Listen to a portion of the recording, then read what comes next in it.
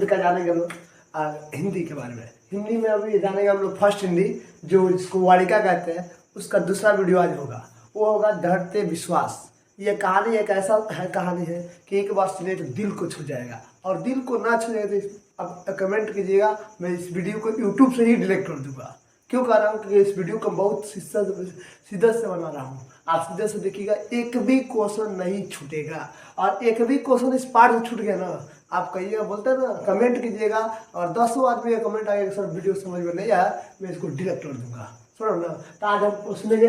अगला है धरते विश्वास, जो एक कहानी, तो बोलते हैं ना, सुनेंगे आज धरते विश्वास की कहानी, प्रमोद सर के जुबानी। आइए जानते हैं। देखिए, धरते विश्वास, इस पार्ट का राइटर जो है, यानी कहानीकार है, इसका लेखक जो है वो कौन है? 7 कौड़ी होता है। 7 कौड़ी होता है। ये कौन बुढ़ौती नाम है? 7 बोलता कोड़ा से बोल रहा है, बुढ़वा कहीं का। 7 कौड़ी होता है। देखिए, कहाँ का रहने वाला था? उड़ीसा का रहने वाला था। कहाँ का? उड़ीसा का। इसलिए कौन सी भाषा कहानीकार है? उड़िया भाषा। तो परीक्षा में पूछ लेता है, धरते विश्वास की कहानीकार कौन है? तो 7 कौड़ी किस भाषा के कहानीकार है? उड़िया भाषा। उड़िया से बोलता है ना, उड़िया उड़ीसा के लोग बोलता है, जैसे कर्नाटक का लोग कन्नड़ बोलता है, और हम लोग बिहार के लोग बिहारी बोलता है। अब देखिए उड़िया। अब लेकिन कभी कभी एग्जाम में पूछ लेता ऑब्जेक्टिव, कभी कहना हुआ कहानीकार का जन्म कब हुआ था? कहानीकार का जन्म कब हुआ था? 29 अक्टूबर 1929 को। कहाँ तो उड़िया में, यानी उड़ीसा में हुआ था। उड़िया तो भाषा है, लेकिन याद बताइए, ये तो रहने वाला है उड़िया का, और उड़िया भाषा में छाप दिले है। हम एक तो उड़िया भाषा आवेला ना, तो फिर गड़बड़ हो गई। तो कौन चाहिए ना कि हिंदी में ट्रांसलेट करके बता दे, चाहे भोजपुरी में ट्रांसलेट करके बता दे, हमने पढ़ ली सर। तो देखिए, इसी को हिंदी में अनुवादक किया। अनुवादक मतलब इसको हिंदी में ट्रांसलेट कर दिए, हिंदी में लिख दिए। कौन लिखे हैं? राजेंद्र प्रसाद मिश्रा। इसको हिंदी में अनुवाद पूछेगा, धरते विश्वास कहानी का हिंदी अनुवादक कौन है? तो कौन है? राजेंद्र प्रसाद मिश्रा। ये कहानी इतना ना जबरदस्त है ना, ये पूरी कहानी में। और ये कहानी का मुख्य पात्र कोई है तो है लक्ष्मी। कौन है? लक्ष्मी। एक औरत होती है, और लक्ष्मी का ही पति है लक्ष्मण। तो जोड़ी कितना है? लक्ष्मण संग लक्ष्मी। क्या जोड़ी जबरदस्त लगा है। हमारे का देखते होते बता वाला देखो देखो, हमारे का देखते देखा एकदम ग्रीन पुतला, एकदम जबरदस्त पुतला है। देखिए देखिए, लक्ष्मी का जो पति है लक्ष्मण, ये बेचारा कलकत्ता में रहता है, नौकरी करता है, वहीं पर मजदूरी करता है, वहीं पर कमाता है। अब लक्ष्मी का ये बड़ा बेटा अच्युत, इसकी 2 पुत्रियां भी है, सीता और गीता। नाम भी अच्छा है, सीता और गीता। एक लड़का, 1 वर्ष का लड़का भी है उसका। 1 वर्ष का लड़का। तो पूछेगा 1 वर्ष तो 2 लड़का 2 लड़की कर सकता है। अब देखिए, यह लक्ष्मण जो कलकत्ता में रहता है, ये बहुत इसकी तनख्वाह जो सैलरी होती है बहुत ही कम होता है। उसकी कमाई से कोनो घर परिवार नहीं चल पाता। लक्ष्मी कहती है, उसका कहेगा कमाई वो करता है, खरीद खा पी के उड़ा देता है, घर खर्चा चल नहीं रहा। देखिए, ये लक्ष्मी जो सूरी है, ये बहुत ही खतरी है। ये कितना साहसी है कि अकेले पूरे काम संभाल रही है। देखते हैं कि हमारे पति जो हस्बैंड जी हैं, ये पतिदेव जी, इनकी नौकरी से कोई काम चलने वाला नहीं है। तो क्या करती है, ये गाँव के एक गाँव का एक तहसीलदार साहब रहते हैं, इसके यहाँ या छुटपुट काम कर लेती है। मैंने इनकी यहाँ तो पूछता है व्यक्ति में कि बताइए लक्ष्मी किसके यहाँ काम करती थी? तहसीलदार के। अब तहसीलदार क्या होता? थानादार समझते हैं? थानादार नहीं समझते हैं? थानादार थाना का जो को गाँव में बताता है कि आप लोग सलामत रहिए, गाँव में चोरों ना ढुके, बाढ़ होना है, पर ना। तो इसी के तहसीलदार के यहाँ यह काम करती है। काम कर वही घर का पोछा वोछा बर्तन तो धोती है, एकदम पुष्पा स्टाइल में, एकदम स्टाइल में सर, चलते रहो सरकाते रहो, उसी स्टाइल में क्या करती है? पुष्पा स्टाइल में पोछा वोछा लगाती रहती है। उसमें जो कुछ मिलता है उसी से अपना गुजारा करती है। साथ साथ यह अपने बड़े बेटा अच्युत के साथ खेती बाड़ी भी करती है कि उसके पूर्वज के एक बीघा समझते हैं कितना को बोलते हैं? कमेंट कीजिए। तो 1 बीघा मतलब होता है 20 कट्ठा। 20 कट्ठा को हम लोग देहात में 1 बीघा कहते हैं। तो 1 बीघा इसको पूर्वज की ओर से खेत मिला था, यानी दादा परदादा एक और दिले था, समझ ना। तो उस 1 बीघा खेत में वो अपने बड़े बेटा अच्युत के साथ खेती करती रहती है। अब खेती करती है, खेती करने का धान की खेती करती है, लेकिन बड़ी दिक्कत है इसके साथ। खेती करती है, इसके गाँव में हमें कुछ लोग कहता है कि औरत का कोई घर नहीं होता है, लेकिन सच कहा जाए ना कि औरत के बिना कोई घर नहीं होता है। सॉरी बात ना, इसलिए औरत है तभी घर है। घर का इजमा सामान औरत ही रखती है। पुरुष क्या करता है, पुरुष तो बाहर। देखिए तो ये आपको देखिए आपको आ सकता है, देखिए जब भी आता तूफान आता है तो लक्ष्मी का ऊपर वाला खोपड़िया है, ये पुआल का बड़े समझते हैं, बड़े टाटी, उसी का बड़ी टाठी का बना रहता है। आता है पानी, पानी में इसको उधिया देता है, हमेशा खोपड़ी में उधिया देता है। क्या कीजिएगा, थोड़ी गरीबी, गरीब बहुत ही गरीब थी बेचारी, मिडिल कहते हैं ना, मिडिल से भी नीचे थी। अब वो खपड़िया उड़ा देता है। ओकरा बाद से खेती बाड़ी करती है तो उसमें एक बिया खेत था तो उसमें खेती बाड़ी में तो पहले जानते हैं खेत में धान उगती है। धान उगने से पहले उसमें बीजा बीजा समझते हैं, बिया बोया जाता है। बिया को उखाड़ खेत में, जो देहात का वो समझता होगा कि बिया क्या होता है, उखाड़ कर फिर रोपा जाता है उसको। तब बेचारी बिया छिड़ती है, बिचड़ा रोपती है। अब बिचड़ा में इतना भयंकर सुखाड़ पड़ता है तो उसका बिचड़ा भी नष्ट हो जाता है। कोई सारी कमाल हो गई। एगो तो छप्पड़ ऊपर के घर का छप्पड़ ऊपर उधियार है आने पाने में, दूसरा सुखाड़ पड़ गई, ओकर बिया भी जड़ गई है। कितना दुख पड़ गया, बताइए कितना खतरनाक है। अब बेचारी सुखाड़ पड़ने के बाद अब उसके बाद आ जाता है बरसात का मौसम। बरसात का मौसम आता है तो बरसात में इतना ना बारिश होता है, 15 दिन 15 रात बारिश होते रहता है। 15 दिन तो सूरज दिखाई भी नहीं देता है। अब किचकिच चारों ओर किच का चैन हो गया।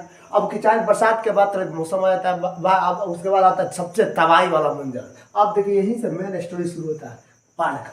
इस कहानी में मतलब डरते विश्वास में बाढ़ के प्रकोप को दर्शाया गया है। कैसे एक बाढ़ का प्रकोप होता है ना, इस प्रकोप को इस कहानी में दर्शाया गया, कितना दंगदार। देखिए अब बाढ़ क्या है तो देखिए इसमें क्या करता है, बाढ़ आता है। बाढ़ का मतलब क्योंकि लक्ष्मी का जो घर था ना वो देवी बांध के नीचे था। अब पूछ सकते हैं लक्ष्मी के घर किस बांध के नीचे था, देवी बांध। कौन, देवी बांध के नीचे था। और इसी बांध के देखिए ऑब्जेक्टिव में पूछेगा लक्ष्मी का घर किस बांध के नीचे था, देवी बांध के नीचे। देखिए देवी बांध है उसके नीचे घर है।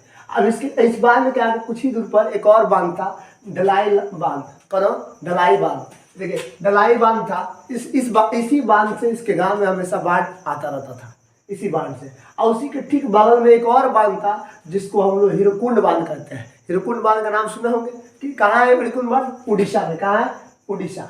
कहाँ, उड़ीसा में। अब पूछेगा कि बताइए हीरोकुंड बांध किस नदी पर, एसएससी का पूछता है ना, हीरोकुंड बांध किस नदी पर बनाया गया, महानदी पर। कहाँ, महानदी पर। तो पूछेगा हीरोकुंड बांध किस नदी पर बनाया गया, महानदी। आपको पता है हीरोकुंड बांध भारत का सबसे ऊंचा बांध है कि नहीं। अब भाड़ा बांध तो भारत का सबसे लंबा बांध है ना, लेकिन हीरोकुंड बांध भारत का सबसे ऊंचा, ये इसका क्वेश्चन है। सुनेगा आइए अभी पर 3 अब देखेंगे। लेकिन सबसे बड़ा तबाही मंजर उसका ढलाई बांध से होता था। अब एक बार देखिए जैसे बाढ़ की प्रकोप आते हैं तो बाढ़ कब आता है, बरसात जासी पानी होगा तब ना, तो बांध में पानी फुल हो जाता है। अब फुल होता है तो देखिए इस बांध में इतना ना पानी फुल हो जाता है, बाढ़ आने की संभावना होने लगता है। तो उस गांव में एक सबसे अच्छा एक युवा व्यक्ति होता है जिसका नाम रहता है गुणनिधि। कौन है, गुणनिधि। ये गाँव का सबसे बोलते हैं ना युवा नौजवान था, अब पढ़ा लिखा व्यक्ति था। देखा तो कि गांव में बाढ़ आने की संभावना है, तो इन्होंने अपने गांव को रक्षा करने के लिए इन्होंने बोला कि देखिए गांव में बाढ़ कभी भी आ सकता है, क्योंकि नदी जो बांध है उसमें पानी बढ़ रहा है, ढलाई लामा बांध में भी बढ़ रहा है, या इधर कुंड बांध से भी पानी आने की संभावना गाँव में बढ़ रहा है। अब इसमें गुणनिधि ने क्या किया कि गाँव के बच्चों को कुछ सहयोग मांगा और बोला कि कुछ बच्चों को सहयोग मांगा और सहयोग से एक संगठन बनाया। उस संगठन का नाम रखा था, मैं बता दूं आपको, स्वयं सेवक संघ। इस नाम का एक संगठन बनाया इसने। अच्छा दल कह सकते हैं, दल, स्वयं सेवक दल नाम का एक संगठन बनाया। इस संगठन में गांव के कुछ बच्चों को इकट्ठा किया। इकट्ठा कर किसको बांध बनाना चल गया, ढलाई लामा। उसमें भी देखिए यह लक्ष्मी है, यह भी बोली अपने बड़े बेटा से बोली देखिए तुम भी गांव के रक्षा करने के लिए ढलाई लामा बांध में आप भी अपना सहयोग दो। यानी वो अपने बड़े बेटा लक्ष्मी को भी भेज दी। किसके साथ, गुणनिधि के साथ। पूछे था गुणनिधि के साथ अपने कौन सी बेटे को भेज दी, तो भाई 1 वर्ष वाला वो थोड़ी जाएगा अच्युत, बेचारा अच्युत को भेज दी। कहा ढलाई लामा बांध बांधने के, क्योंकि भाई इसमें कहीं कहीं लीकेज होता रहता था। बेचारा यह गुणनिधि के साथ ये संगठन संगठन मतलब होता है कि ऐसा संगठन जो अपने इच्छा के अनुसार अपना योगदान दे दे। यह ऐसा संगठन था, सारे गांव के बच्चे और प्लस गुणनिधि का बड़ा बेटा अच्युत, ये दोनों मिलकर देखिए। तब उसमें क्या हुआ, तभी तो गुणनिधि क्या किया, सबसे पहले एक संगठन बनाया, स्वयं सेवक दल। इस संगठन में क्या किया कि गांव के युवाओं को शामिल किया। और गुणनिधि उस गांव का सबसे युवा और नौजवान व्यक्ति था। इन्होंने एक संगठन बनाया, स्वयं सेवक दल बनाकर सारे बच्चों को इकट्ठा किया और उसने ढलाई लामा बांध को बांधने का प्रयास किया। बोला कि कम से कम तो रोका तो जा सकता है, कम से कम ट्राई तो किया जा सकता है ठीक है ना। इसने अपने गांव का सब, उसमें लक्ष्मी भी अपने बड़े बेटा अच्युत को बोली कि तुम भी गुणनिधि का सहायता करो बाद में, क्योंकि गुणनिधि जो था ना एक शिक्षित था, अब पहले से वो माँ अब हिरकुंड बांध बनाने में मदद किया था, यानी सहयोग किया था, तो कुछ जानता था। अब उसके साथ कुछ बच्चों ने मिलकर आराम चलाई, साथ में अच्युत भी अब लक्ष्मी अपने बेटा की जाओ तुम भी गाँव का रक्षा करो बाढ़ से, अपने बड़े बेटा के साथ भेज दी। बेचारा एकदम रात माना, अब बेचारा रात दिन कर जहाँ लेके था कंकड़ पत्थर मिट्टी डाल दी तो रोकने का प्रयास किया। अब ऐसा प्रतिदिन नदियों में बाढ़ बढ़ते जा रहा था, बढ़ते जा रहा था। अब बेचारे अपना ये सब कोई प्रयास कर रहा था। अब कितना अब मैंने अब आखिरी हो गया था बाढ़ आना, यहाँ तक ये हिरकुंड बांध से भी पानी आने की संभावना बढ़ने लगा। अब देखा अब देखा कि गुणनिधि की अब ऐसे असंभव नदी में बाढ़ बढ़ रहा है, करे तो करेगा। अब गुणनिधि ने आकर गांव के सरपंच को सूचित किया कि देखिए बाढ़ कभी भी आ सकता है, कि बाढ़ में पानी बढ़ने रहा है, कभी भी आ सकता है। तो गुणनिधि सरपंच पहले से गुणनिधि से बोल दिया कि जब भी अगर बाढ़ में पानियों की मात्रा बढ़े तो हमें सूचित करें। यही सरपंच गुणनिधि से भी कहा कि जाकर गाँव में चलावा कर दो कि सबको गाँव खाली करें, कभी भी बाढ़ आ सकता, आने की संभावना है। अब पूरे गुणनिधि जाकर है खाली कीजिए खाली कीजिए खाली कीजिए, बाढ़ आ रहा है बाढ़ आ रहा है बाढ़ आ रहा है। पूरे गाँव लोग जहे हैं तहे से एकदम भागना शुरू कर दी। भाई तुम एक तरफ बाढ़ का पानी आना शुरू हो गया, इधर ढलाई नमा से हिरकुंड बस दोनों से एकदम बाढ़ पूरा पानी एकदम भरपूर आने लगा। अब गाँव में लोग खाली खाली कर यहाँ से गाँव खाली जल्दी जल्दी पूरे गाँव खाली कर दिए सब। अब कितने लोग भाई जीव जंतु सब जल्दी जो जाए जो लेकर भागा बाहर निकलिए, क्योंकि बाढ़ आता है तो ये नहीं देखता है कौन धनी के कौन गरीब है, सबको एक सामान ही इसमें मानता है, ले जो इसके लिए पेटवाएगा वो जाएगा। बेचारा किसी तरह यहाँ पर आया। अब उसके बाद क्या हुआ तो देखिए बाढ़ एकदम पूरी कारी और तबाही मचा, उसमें लक्ष्मी, अब लक्ष्मी को क्या हुआ सर, तो भाई लक्ष्मी क्या देखिए, लक्ष्मी भी अपने बड़े बेटा के, अब कैसे अपने बेटा के छोड़ दे, आए माँ होती है, कैसे अपने बड़े बेटा के इंतजार करते कि बड़े बेटा आए ताकि हम भी निकल ले, लेकिन बड़े बेटा आ नहीं पड़ता है, वहीं पर रहता है। तो देखती है कि पानी ठेवना भर हो गया, डांड तक हो गया, कमर तक पानी आ गया, अभी तक अपने बेटा के इंतजार कर रही है। अब अब देखिए कि अब नहीं तो उसे आवाज़ आता है माँ, ऐसे आवाज़ आता है कि अंदर से रुहाट की टाइप की आवाज़ आता है। अब क्या करें, आज में बाढ़ के पानी बढ़ रहा है गाँव में, दम छाती कमर गर्दन तक हो रहा है। अब लक्ष्मी बोली कि लगता है कि अब बहुत देर हो गई है। उसने क्या किया कि सबसे पहले इसने, आप एक बात बताएं, यहाँ से लक्ष्मी एक भैंस और 2 बकरी पाली थी। सबसे पहले उन्होंने बकरी भैंस को खोल दी और दोनों बकरी को खोलकर इसको भगा दी कि बात तू निकल ले तू भी अपने जान बचा ले। बेचारा बकरी भैंस दोनों भाग गया। तो पूछेगा सबसे पहले किसकी खोली थी, भैंस को, उसके बाद दोनों बकरियों को। बकरी किसकी कितनी थी, 2। और उसके बाद उसने सीता और गीता को इनको बोला कि तुम निकलो बाहर से, आगे चलो, हम अपने बड़े बेटा को थोड़ा इंतजार करते हैं। उसके बाद अब सीता गीता आगे बढ़ गई। अब वो अपने बड़े बेटा छोटे बच्चे को लेकर 1 वर्ष का बेटा था उसको ले ली। और थोड़ा सा देखी कि बहुत देर हो रहा, अभी तक हमारे बेटा लौट कर नहीं आया। अब करे तो करे क्या, पानी गर्दन तक होते जा रहा है। अब लास्ट में अंतिम में कुछ गुठली बांधती है, लेकर चलती है, और चलती है तो गिर जाती है, गिरती है तो गुठली हाथ में, गुठली समझते हैं ना, कुछ कपड़ा उपड़ा रहता है, खाने पीने का रहता सामान, वो गिर जाता है। बेचारा गर्दन तक पानी आने के बाद अब क्या करे, छोटे बच्चे को अपने कंधा पर लेकर, ऐसे हाथ पर लेकर, ऐसे मुड़ी पर, फिर और पानी एकदम मुंह तक हो जाता है तो मुड़ी पर लेकर से जूड़ा बना कर ऊपर लेकर चलती है। अब चलते चलते चलते पानी एकदम तबाही मंजर में करते करते बेचारी जाकर अपने बेटा को अपने शिखर पर, शिखर से मतलब मुड़ी पर रख लेती है। और उस पर रखकर किसी तरह करते करते जाकर एक पेड़ बरगद का एक पेड़ होता है, बरगद, इसी पेड़ पर यह चढ़ जाती है। आप किसी तरह अपने बेटा को भी मुड़ी पर रखकर चढ़ा लेती है उस बरगद पर। चढ़ाने के बाद क्या होता है कि भाई पूरी दिन बिता दी, पूरी रात बिता दी। अब सुबह का भोर होता है तो देखती है सूरज की किरण पड़ लेता है, देखती है तब जगती है, बेहोश पड़ गई थी। अब देखती है कि अरे इसका छोटा बेटा वहाँ पर दिखता नहीं। आप बताइए, माँ का खिलौना ही खो जाए, समझिए कितना दुख की बात है। अब उसकी बूढ़ी जो छोटा बेटा है मिल ही ना रहा। देख रही कि उधर चारों ओर लाश बह रहा है, कहीं जानवर मर के बह रहा है, कहीं कोई मर कर, कोई कहीं, चारों ओर कोलाहल मचा हुआ है। अभी अपने बेटा को ढूंढ रही बेचारी, तो देख रही कि उधर से एक छोटा सा बच्चा उसी 1 वर्ष की तरह एक लड़का उधर रहते आ रहा, मरा हुआ।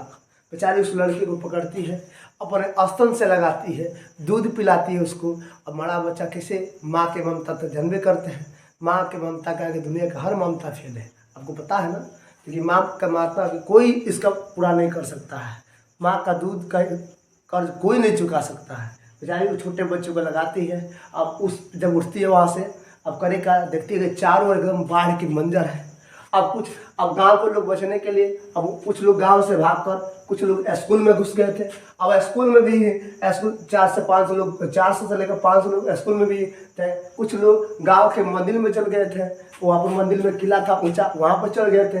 लेकिन ये स्कूल जो दिखते हैं, ये स्कूल में भी पानी घुस गया था। इतना ना पानी घुस गया, इसके छत पर भी चल गया था। छत पर तो इसका जो छत होता है, यहाँ पर जो लोग खड़ते हैं उसकी ठौना भर पानी हो गया था। समझिए कितना घातक। यह स्कूल को भी डुबा, समझिए कि छत पर ठौना भर पानी हो जाना कितना खतरनाक बात है। और उसके अलावा अब कुछ लोग अपने जान प्राण बचा कर भाग गए थे। कहाँ पे? तो चल गए थे मंदिर किला। यह मुंडेश्वरी माता का किला है। इन लोग का आशा था कि ये देखिए गांव के पूरे लोगों का विश्वास था कि माँ मुंडेश्वरी हमें बचा लेगी। तो पूछेगा किस देवी का मंदिर है? मुंडेश्वरी। कौन? मुंडेश्वरी डेश्वरी। किस देवी का मंदिर है? मुंडेश्वरी। यहाँ पर प्रत्येक साल मेला लगता था। तो पूछेगा कि लक्ष्मी के किस मंदिर के पास प्रत्येक वर्ष मेला लगता था? मुंडेश्वरी मंदिर के पास। इन लोगों को विश्वास था कि मुंडेश्वरी माँ हमें बचा ले। लोग कहता ना, जब आफत पड़ता है ना तो कोई देवता मदद नहीं करता ना। तो भाई आफत के समय अपने आत्मनिर्भर अपने पर भरोसा करना होता है। लोग देखिए, लोग कहते हैं ना कि अगर आपको देखिए, लोग कहता है कि अगर आपको चलना है ना तो अपने पे विश्वास करना होगा। तो देखिए उसके बाद क्या लोग देखता कि मंदिर पर चढ़ गया लोग। अब मंदिर पर चढ़ने के बाद कुछ लोग इसके मंदिर के किला पर यहाँ पर जितना हो सके उतना लोग आपको अरेंजमेंट किया। उसके बाद कितना लोग तो बाढ़ के अंदर में भगवान माँ देवी पर भरोसा, लेकिन माँ देवी भी बचा नहीं सकी। माँ मुंडेश्वरी भी नहीं बचा पाई। अब लोग माँ के भगवान जो देवी माँ है इनसे भी विश्वास ढाने लगे। इसीलिए इसकी कहानी का नाम ढलते विश्वास है कि भगवान से भी विश्वास उठ गया। जिस माँ को हम लोग प्रत्येक साल पूछते थे वो माँ आज भी बचाने। फिर इस गाँव के पूरे मंजर लगभग बहुत ही लोग मारा गया था। मैंने आधा से बेसी लोग तो तबाही मारा गया था। समझ लीजिए अजीज जंतु कहानी पूछिए मत। ना अब कहा जाता है कि लक्ष्मी बच गई थी। अब पता ना कैसे वो बरगद पर चढ़ी थी, कैसे बच गई, बाहर निकली। अच्युत का अपना उसका छोटा बच्चा तो पहले ही द गया था। अच्युत तो आया ही नहीं था। सुन रहे बात? तो कहा जाता है कि लक्ष्मी के ये दोनों बेटी जो सीता और गीता है ये दोनों बच गई थी। हाँ, हम कहते हैं बच गई थी क्योंकि किताब में लिखा हुआ है। लेकिन अब कैसे बच गई थी इसके बारे में नहीं लिखा हुआ है। समझ बात ना? तो देखिए, तो पूछेगा, देखिए तो बताइए बाढ़ में कौन सी बच्चा बढ़ गया था लक्ष्मी का? 1 वर्ष वाला दिखता है का कितना स्माइल कर रहा है बताओ। अब देखिए अब यहाँ से ऑब्जेक्टिव भी बनेगा। एक बात मैं बता दूं, क्वेश्चन में छोड़ दिया था आपको। देखिए क्या था, ये जो लक्ष्मी का ये घर है देवी बांध के नीचे था ना, इस बांध से देखिए, इस बांध से नीचे देखने, यहाँ से देखने पर इस नदी का बांध दिखता था। यानी कहने के माने जो दलाई बांध दिखता था इसके घर के बरामदा से। और इसके छत पर चढ़ जाने पर, इसके मचानी पर चढ़ जाएगा छतवा पर, तो यहाँ से इसमें नदी में का पानी दिखता था, यानी बांध का पानी दिखता था। पूछ लेता कि बताइए कि लक्ष्मी के किस घर के बरामदा से बांध का कौन से भाग से दिखाई देता है? बांध। आप उसके छत्ती पर यानी छाता पर चढ़ जाइए। कहने का मतलब छत पर चढ़ने से कहे छत वाली फलानी है, या छत तो है नहीं फलानी है, मर इस पर चढ़ गए से इस बांध के अंदर का पानी दिख देता। क्या दिखता? पानी। तो देखिए अब समझ बात को। तो क्वेश्चन बहुत ही आसान पूछेगा, ऑब्जेक्टिव तो पूछेगा ही पूछेगा। पहला ऑब्जेक्टिव आपको बनता है, देखिएगा पहला ऑब्जेक्टिव बनेगा, पूछेगा बताइए लक्ष्मी के घर किस बांध के नीचे था? तो देवी बांध के नीचे।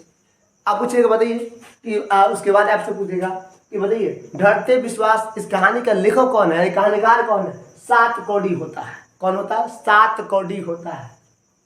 अब पूछेगा बताइए ढरते विश्वास कहानी को किस भाषा में लिखा गया था? उड़िया भाषा में। इसका हिंदी ट्रांसलेट कर देखिए कौन? राजेंद्र प्रसाद मिश्रा ने किया था। पूछेगा बताइए लक्ष्मी गांव का सबसे पढ़ा लिखा युवा व्यक्ति कौन था? तो गुणनिधि किस बांध को बनाने में मदद किया था?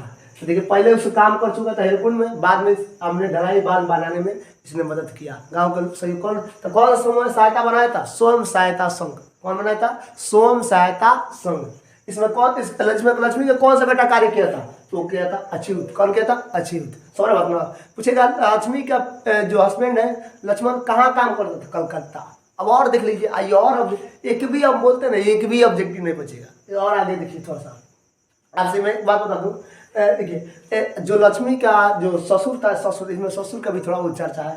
कहा जाता है कि जब लक्ष्मी जब नया नहल दुल्हन बन के आई थी ना, दुल्हन, उस समय उसके ससुर जो था यह हिरकुंड बांध बना रहा था, इसी में बेचारा पत्थर से चपा के मर गया। मैंने जब बना रहा था हिरकुंड बांध, वहीं में पत्थर से दब के बेचारा का प्राण त्याग दिया बेचारा। तो पूछेगा भाई कि बताइए लक्ष्मी का ससुर का मौत किससे हुआ था? हिरकुंड बांध बनाने में। कि हिरकुंड बांध बनाने के समय उसकी मौत हो गई थी। उसके बाद देखिए अब पूछेगा भुवनेश्वर शहर को बनाने के लिए कौन सा राजा बांध बनवाया था? जो बनाया था महाराजा यातकीत। कौन हो? महाराजा यातिक केसरी। यह भुवनेश्वर शहर को बचाने के लिए हिरकुंड बांध बनवाया था। कौन बनाता है? हिरकुंड बांध। अब समझ बात ना। अब और देख लीजिए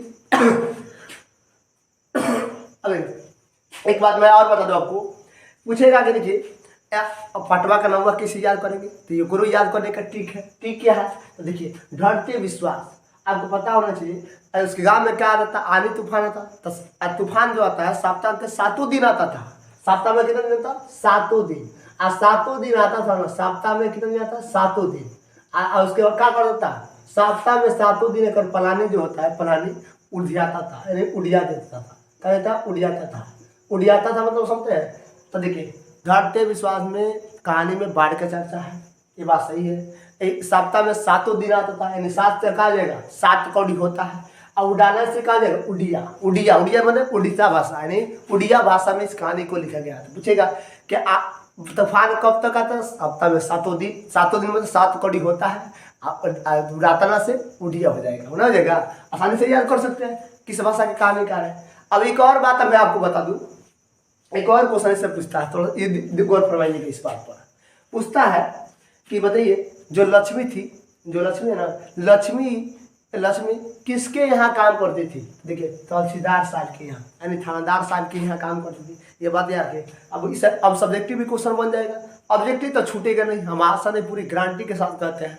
अब थोड़ा सा बात करते हैं ऑब्जेक्टिव सब्जेक्टिव का। तो पूछता है कहानी में लक्ष्मी का चरित्र वर्णन करने, लक्ष्मी कैसी औरत थी? कहला भाई लक्ष्मी एक साहसी औरत थी, बहुत ही अच्छी औरत थी, जो अपने पति को ना रहने पर भी अपने परिवार का पालन पोषण कर लेती थी। तो ये इतना साहसी औरत है, ऐसी कोई औरत मिलेगी? बताइए कितना बहुत ही साहसी औरत थी।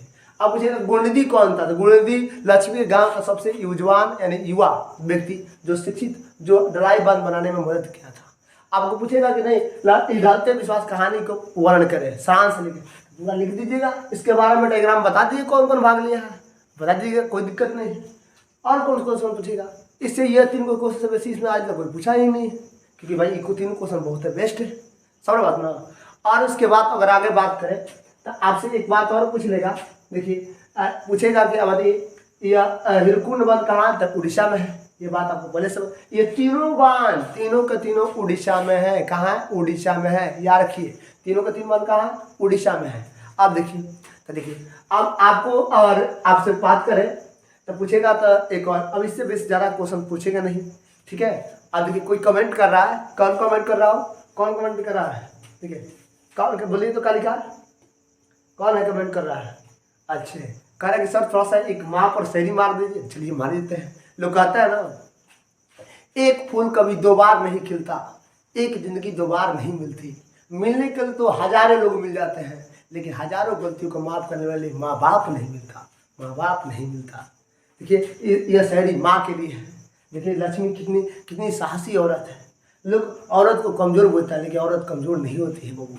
और औरत के बारे में बात किया जाए तो मैं बता दूं, कुछ लोग कहते हैं कि औरत जो होती है ना, और वो घर, सॉरी, कुछ लोग कहते हैं